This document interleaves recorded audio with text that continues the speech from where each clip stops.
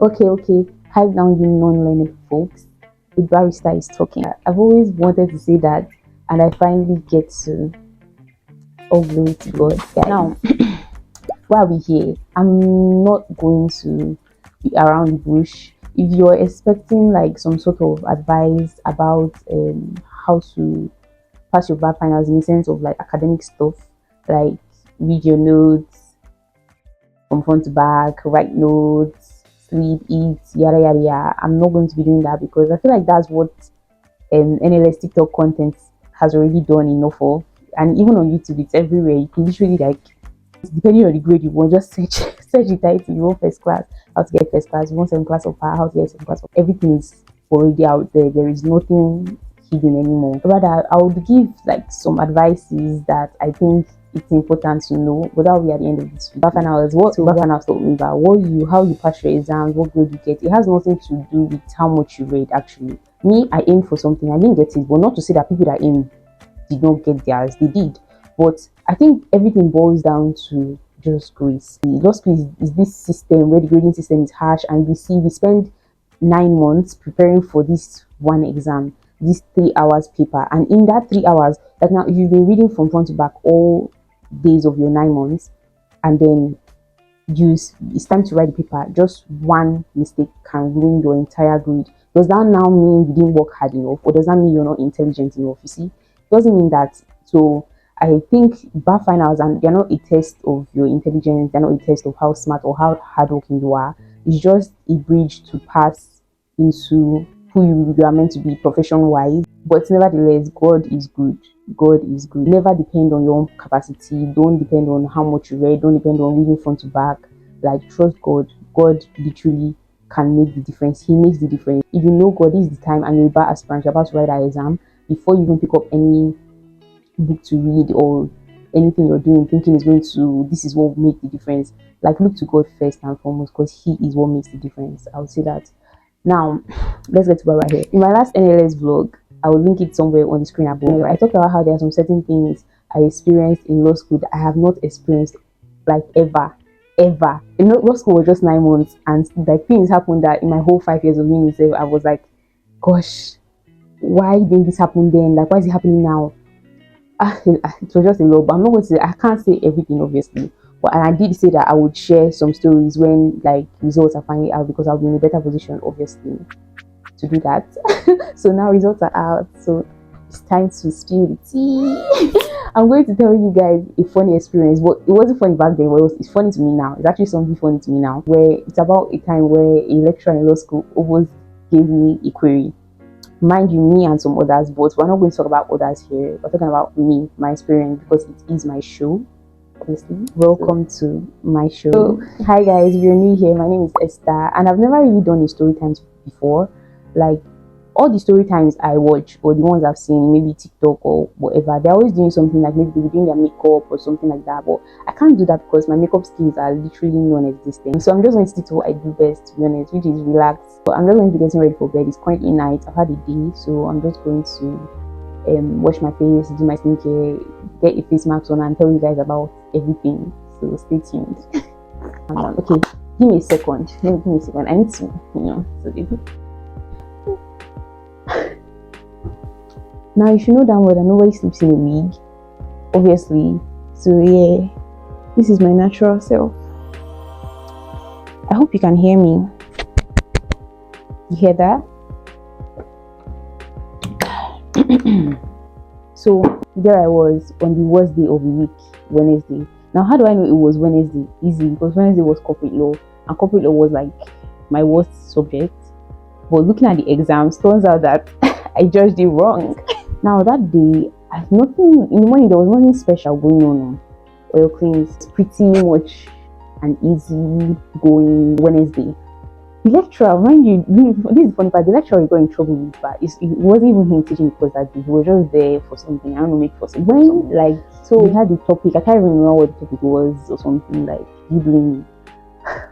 When the main issue happened, it was after class. Now after class there's break, then there is this section called pre-class activities. For those of you who aren't law students or you haven't been to law school, let me explain what pre-class activities are. So it's basically like when lecturers, they would send out questions or activities for students to do in their groups, in their various groups or individually, and before the class, kind of like to just help you to read ahead. So after they teach, when they come the next day, they will teach, and then during pre-class, it's your turn to like teach them back, or they will ask the questions. They'll be like, okay, number one, group one, or something like that. You present, you teach them back to understand.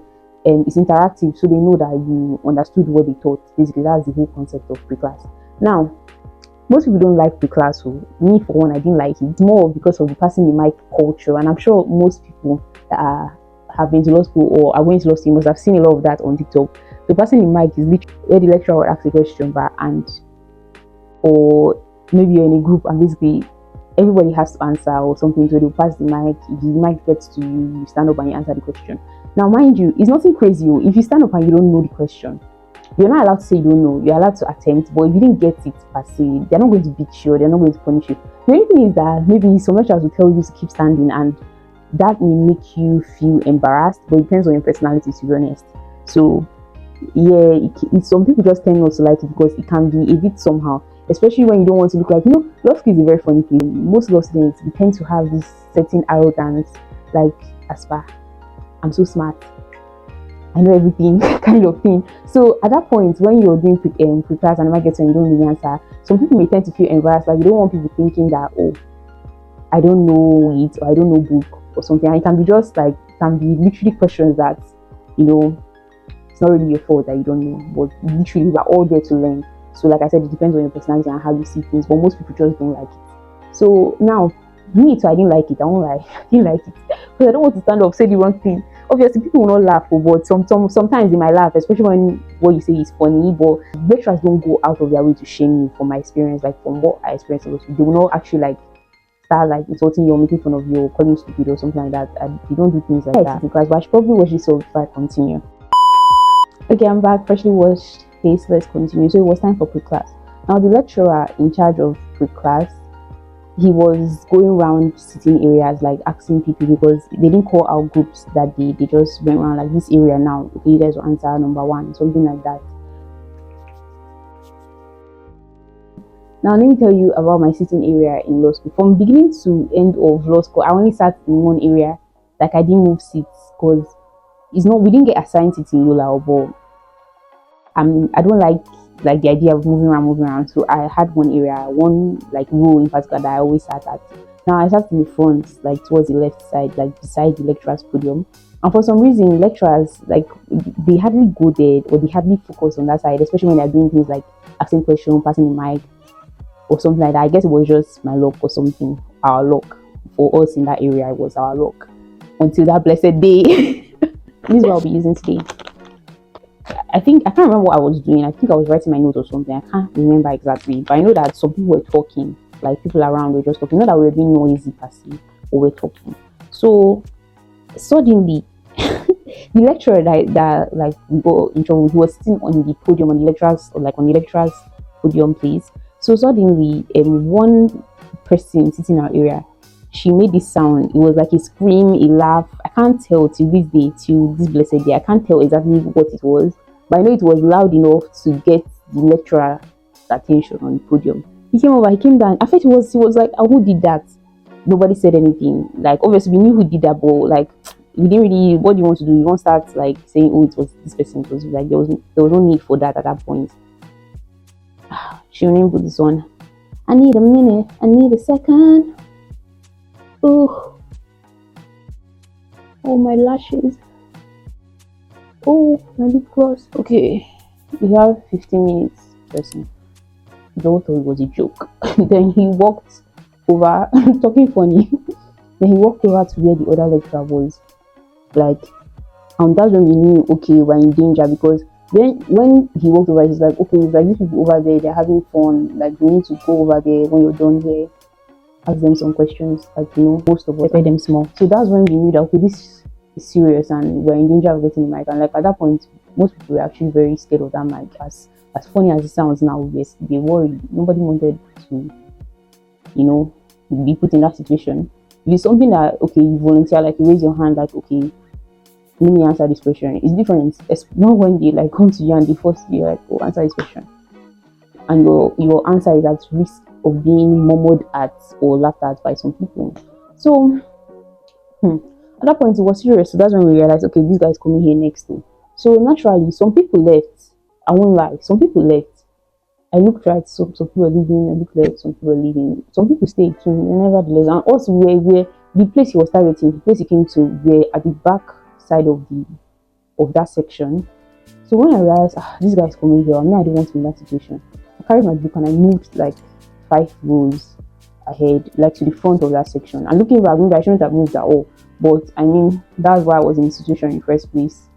Wrong decisions. But it's okay, wrong decisions made me who I am today. Sorry, all decisions made me who I am today. So I'm not going to like sit here and say I regret it, but this guy moved to the front. Then he came back. He was like, where are the people that left? Like, produce them, or I'll deal with all of you. And now, at that point, I was confused. Like, he was getting angry. Like, you know the funny thing? Let's tell you the very funny thing. Like, as he was shouting, like, I was directly in front of him. You know, when he came back, I was even thinking, like, oh, even my movement did not even save me, because she is all of us. I thought, because he came, he was like, all of it. I thought he wanted to pack all of us. So, in my mind, I was like, my movement did not even save me angry. And I turned back, I saw that, okay, the backside was again very empty. Like, there were only like 2 people left there.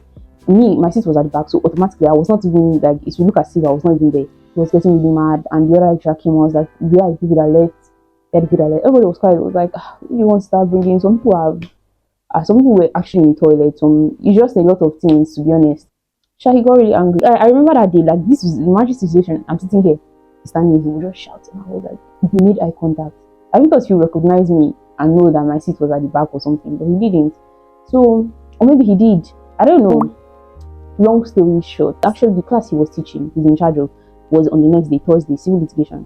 Now, he now said something like, you will see you tomorrow, or I won't let you be in my class tomorrow, or something like that. And that's a very serious thing, because I mean, in law school, you need to attend classes, and even if you sign attendance, I feel like, to be honest, even after I wrote the exam, I would say it anyway, but I feel like most of what I wrote in that exam and most of what like came out is like something of residual knowledge. These are things you hear every day in class, these are things you were taught in class or you discussed with somebody. It's less about what you didn't sit down to read. So it was quite serious. He was really angry, and the truth is that lecturer in particular, many people like him, is very jovial. So I didn't want to get him angry. It was upsetting to see him so angry like that. So they didn't ask that section questions anymore. They left us alone. After class ended, the whole class ended, everybody dismissed us.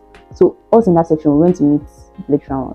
We were like, so we're very sorry, please don't chase us tomorrow, things like that. Then he says no. He said he's not letting this go, that we should provide the names of the people that left. At that point, my mind was like, I was in a dilemma. I was like, I didn't leave per se, but I did leave my seat. Do you get? And at the end, we decided to just, like, people that are like, were in that back seat that were not supposed to be, like, were supposed to be in their seats but went. We just decided to write our names both for the sake of others and for ourselves, actually, because now we're in trouble. So I wrote my name down with my registration number. When that day was not funny, when I couldn't even eat, I went back to my room. I was so sad. I even cried. I faced the wall. I was like, God, please. I couldn't sleep. I was like, God, is this what, like, I've never gotten in trouble like that before, like in school. I've never gotten in trouble in school like that before. So it was new to me. I was thinking about the worst things this man was going to do. I was like, he said he's going to give us a query that if he writes about something, I don't know, he said a lot of things. Well, I know that if he wanted to do something to us, he would have done something to us like that would be very, like, damaging. And even the pre-class for the next day, I went and read it very well, because I was pretty sure that he was going to come for us. I knew 100% that he was going to come for us, because at that point, it's more about to get us back, because we're supposed to face, like, corporate law, like, we're supposed to be the ones to answer, like, maybe hi, we just ask us a few questions and he wasn't in. But because of the fact that when he came, people were not there, that's what got him angry, and he knew that he was going to get us back. So I was imagining the worst. I was like, oh my God, what's he going to say? How's it going to be like? It was just the worst. I think that day even in particular was the worst I've felt in a long time in law school. I talk about my law school experience being great, and it was to an extent. Like, so obviously there were hard times, but I'll count that day as one of the hard times. I can laugh about it now, obviously. Yeah, it was a hard day for me. Wow. Now Thursday came. I remember that day, when you're anticipating, being in trouble and how it's going to be like and how it's going to feel like that. So that morning he came to class, and that day I remember what they taught. You see, this is what they say: when you like something, you like learn it easily. It was recovery of premises. So he came to class. He was okay. He taught that morning. We all learned well. I paid extra attention, but deep down I was sad. The suspense was killing me. I was like, "Sir, can you just kill all of us now? Can you just call us out and crucify us now, please?" After class, like during break, he came out. He took the mic. He now called all our names and registration, like the following persons. Now we're 8. It was like the following persons. You guys are going to handle the pre-class. But I was like, what's going on? It was not time for pre-class. He now called us out. He now said, "Yola 8. We're going to focus on them until the rest of the section." I won't lie, that can pain me, especially Yola 8 part, because I was like, me. I was like, God, how could this happen? So we all went out. At first, I was kind of feeling, this type of feeling where like everybody's looking at you, probably judging you or not. I don't know. But like at that point, when I stood in front of the class, in Yola were about 600 and something, we're the highest they've ever had. So in front of the class, I scanned the whole class. I expected to feel self-conscious, but I didn't. Like when I looked around, for some reason, I realized how in my head, I thought it was a big crowd, but looking at them, it didn't look like a big crowd. It was just like, okay. And then looking around, I realized most people didn't even care. Like all this worry about what people think, it was all in my head. Like some people were just absent-minded and some were paying attention, yes. But most people that I could make eye contact with were people in the front, and they wasn't really anything like that I should now like stress about because they were looking at me. I didn't really care for some reason. So I was standing there, I stopped. So I remember that day we also had a snap test. So he said we should bring, like all 8 of us, he said we should bring our snap test, that the people in front should mark it. We did the snap test there, then he was like, people in front should mark it for us and he would check our scores personally. So we did the snap test, he marked it and everything. The snap test was not even the bad part, or there was no bad part to be honest. Even the whole pre-class questions, we passed the mic around 8 of us until the whole questions finished.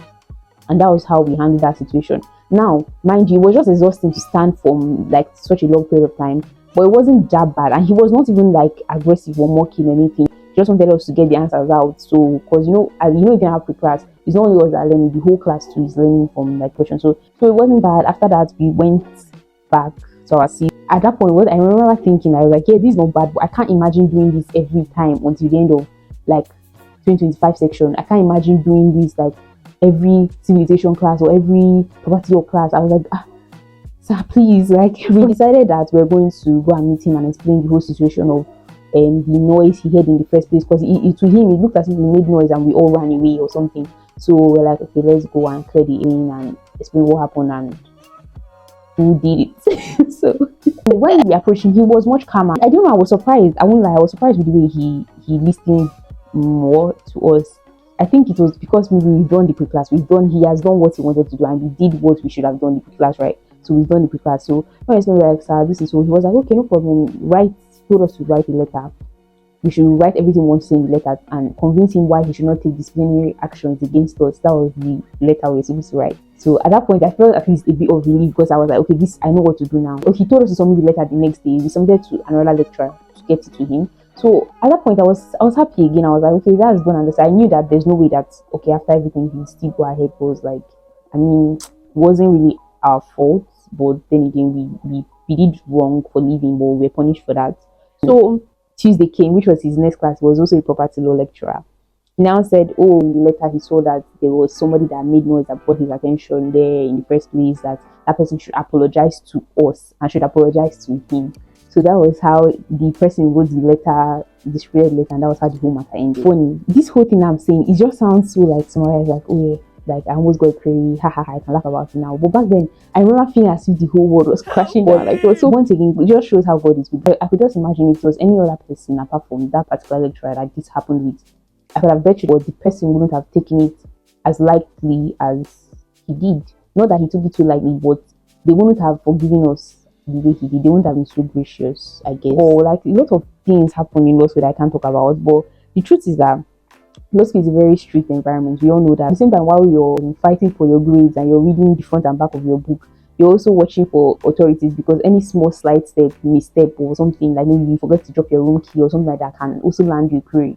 You get, you're in this situation where you're not a child but you're a student, and then like you're under this authority that you have to respect, even when sometimes it feels unreasonable, or some of them are quite harsh and some of them might even be rude. but you can't really do anything about it. So sometimes it's like this upsetting situation. But that's remember, I just a lecturer. That's my story time of how a lecturer almost gave me a query in law school, but he didn't. He didn't. All glory to God. I said I would give like some sort of advice at the end of this video. So I guess this is my advice to you. If you're a bar aspirant, wherever you go, try to have fun, meet people, like talk to people, experiences, go out. Like I wish I did more of that, but I think I did enough, to be honest, because I mean you're still in school, you have to focus on your studies. But at the same time, we're all in this space for a short time. After then, we may not really see, let's be honest, there are people you probably never see again. There's some people that will still come up, like we'll see them call to bar, we'll see them MBA conferences, some of them you might even work with them. So I feel like the people you meet are kind of the results in the end of the day. No, I saw that meme somewhere. I'm so sorry, scrap that shit out.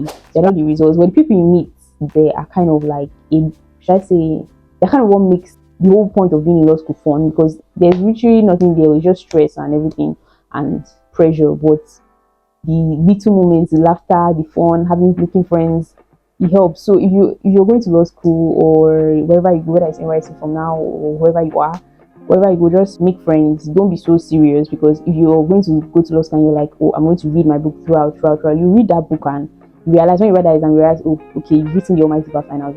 But just have fun. I would say people are what make experiences great. Like you can have a great experience by yourself, yes, but when things are hard, like you're also down, how do you by yourself lift yourself up?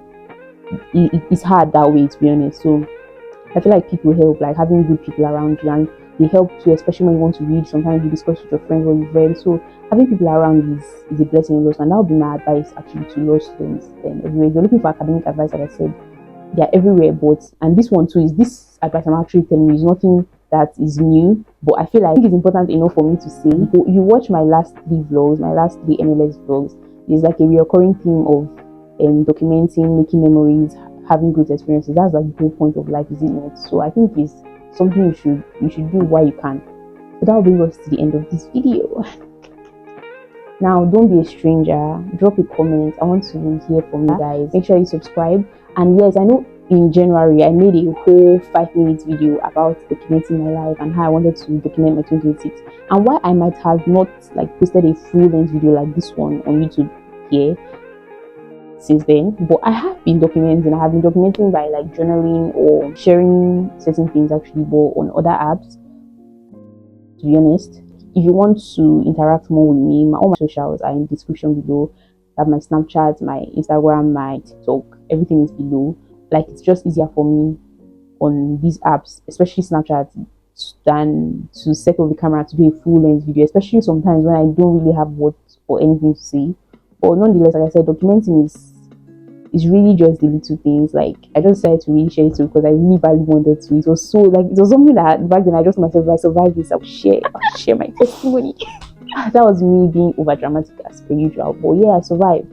So that will be all. I mean, next time you see me, you might just see me like a down, bone straight, full HD lace frontal wig, or or maybe I've already achieved one that means much more than that.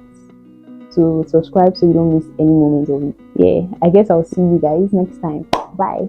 Like I said, don't be strange. I will shoot you. Bye.